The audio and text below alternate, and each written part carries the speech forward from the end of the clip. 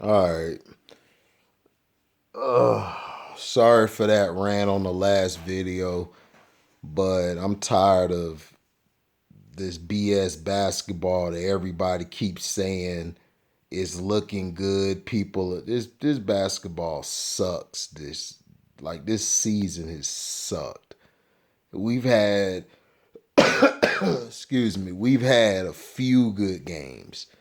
Now, I did an Eastern Conference talk a while back, and everything is unfolding like I said. I said the Pacers, they got Oladipo back, they'll be straight. Some of the trades that were made, the Houston Rockets, I don't know what the hell they was thinking, but they're to me they're first round and done. If they get to the second round, they're done. They're not going far. The Rockets aren't. I think the Rockets might drop some games. They if they get in the playoffs, then that means other teams choked. Now, the eighth seed is going to be the most interesting race of the whole Western Conference. It's going to be great. It's going to be beautiful to watch.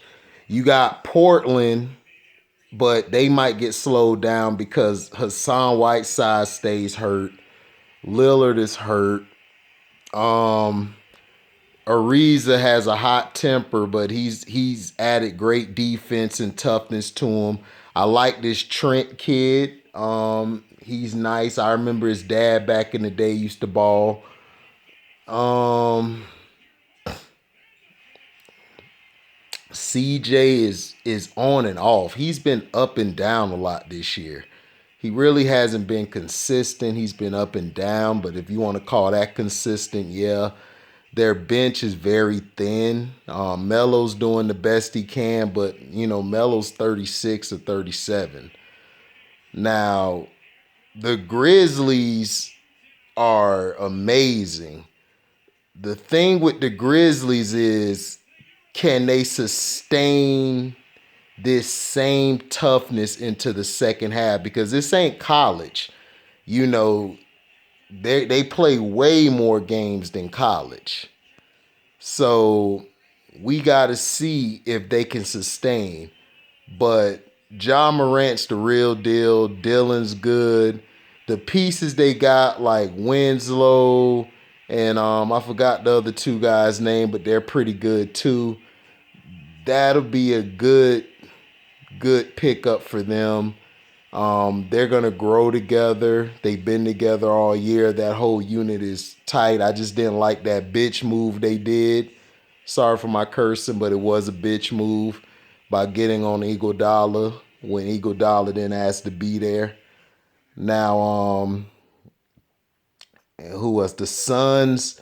The Suns are too up and down. If I were them, I would have traded Booker. I like Oubre more than Booker. I think Oubre is tougher than Booker. Booker is a crybaby to me. He's like a big crybaby, like a spoiled brat. Like every time I look up, he crying about something. He cried about this All-Star game not making, and it's like, dude, you have not gotten the Suns to the playoffs, and you have not made a major impact. Like you could ball, but your rub off effect is trash. Now, as we go up,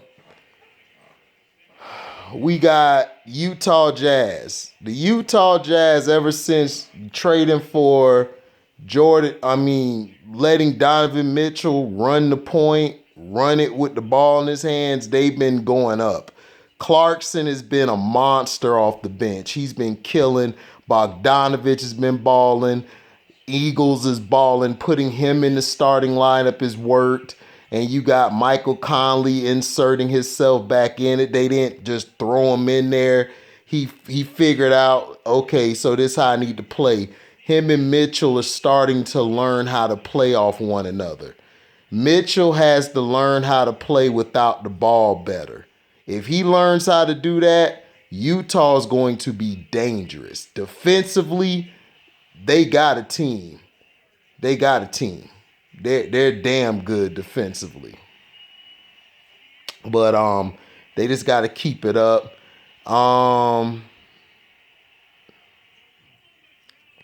Then we have the Nuggets. I'm just not sold on the Nuggets, man.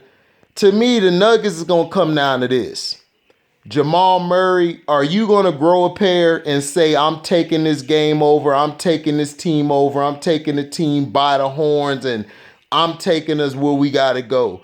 Because Joker, he's good, but I don't see top 5 in Joker. I just don't see it. He's as far as skill set and how he plays the game, he's great. But as far as that dog, I need that dog. I need that guy to come. I need him in the fourth quarter. I don't see it. I don't see it with him. I just don't see it. And I'm trying to be patient, but I just don't see it. I don't see it at all. The Dallas Mavericks, they're like a year, maybe 2 away. I say about 2.5, almost 3 years away. They just got to gain experience, man.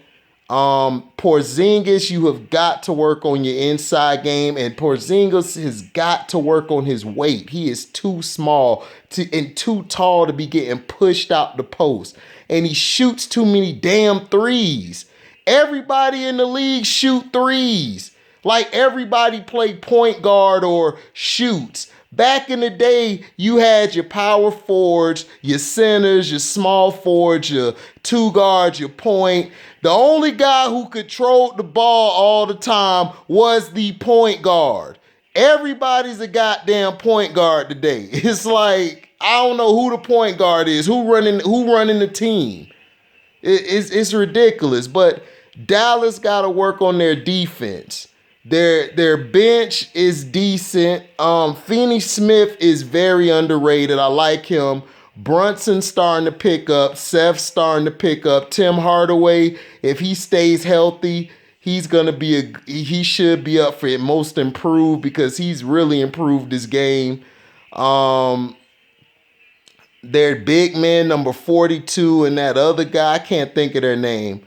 But they're pretty good. Dallas just shoot too much, and I don't like Rick Carlisle. He's always been an overrated coach to me. That year he won the championship. That was Avery Johnson's championship. But he's an okay coach. Now, it's going to come down to, everybody already knows who it's going to come down to. It's going to come down to the teams in LA. It just is what it is. The Lakers don't need Collison. They don't need any goddamn body. What LeBron need to do is play off the goddamn ball. Stop hogging the ball for damn near 90% of the time. You run the clock down from 25 to 14, or sometimes you'll throw the ball up a lob, or you'll throw it in the post to AD. That's not constructive offense. And then you guys just stand around letting AD. You know what Shaq used to do? When Kobe throw it to Shaq in the post, Kobe used to cut. He used to do a backdoor. He used to set a pick and let his shooters come off that pick to get the ball so they can score. That's what he would do. You're not doing that. And then defensively, you guys run a zone. Your individual defense is terrible. Your transition defense is also terrible. When you go against a team like the Rockets or the Clippers or the Nuggets or Jazz, they're going to run you because you got bigs down there. They're going to run you to death. They're going to run you to death. They're going to make you keep running and running, so the Lakers don't need any help. They don't. They don't need none. The Los Angeles Clippers,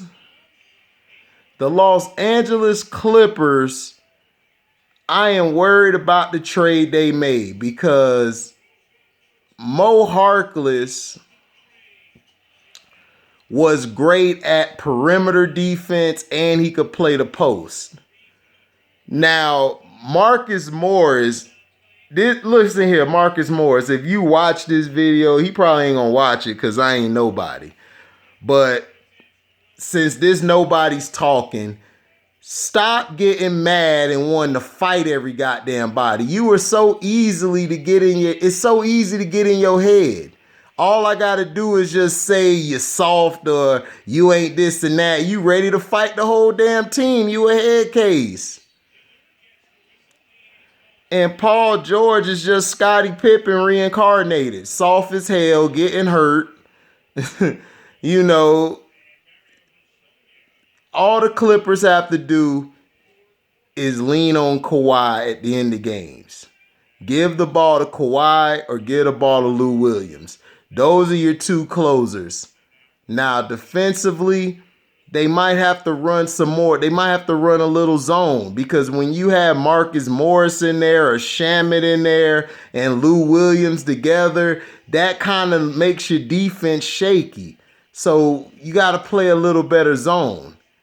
Now, Doc has to be able to keep adjusting, doing his adjustments. He has to find a way to make Marcus Morris not only effective on offense. Don't worry about offense. Marcus is going to score. He's a great scorer. He's a great shooter. Well, not great, but he's good at shooting and he's a good scorer. You got to teach him defensively how to switch, how to defensively communicate, how to work with his teammates, not against them. He can't be ready to fight all the time because you already got that guy with Harrell. You can't have Harrell and him about to be ejected out the goddamn game. Zubac is fine. I think they ought to play Zubac a little bit more minutes, not too much, just a little more. And I think he could give them a lot more impact in that middle. Patrick Beverly is the leader. He's the vocal, expressive leader. He to get in your face like, look, we need to get this done. We need to get that done. We need to come together.